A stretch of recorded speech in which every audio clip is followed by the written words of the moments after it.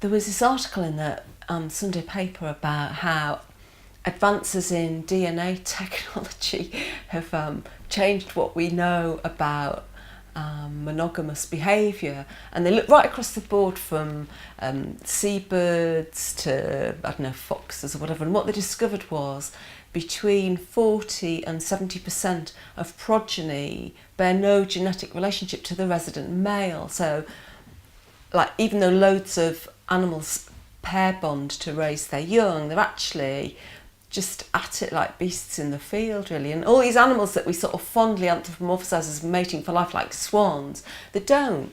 And the only creature that in this article appeared to be making any sort of a reasonable effort at all was a creature called the diplozoon. And the diplozoon's, it's like a little a flatworm that lives in the gills of certain species of freshwater fish. And the diplozoon, when it meets its mate at adolescence, their bodies fuse together and they remain conjoined until death, which I sort of found quite moving, really.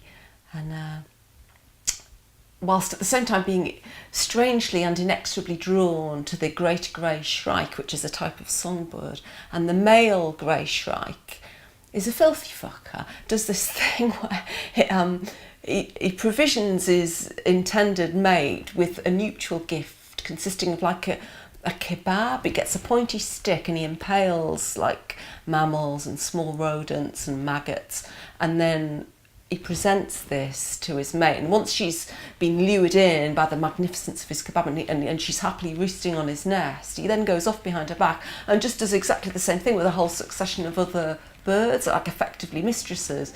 And scientists discovered that there's a direct correlation between the impressiveness of the proffered kebab and how high up the pecking order the birds he's able to pull are, you know, so that the better the kebab, the younger, fitter and presumably more fertile the bird that he's able to pull.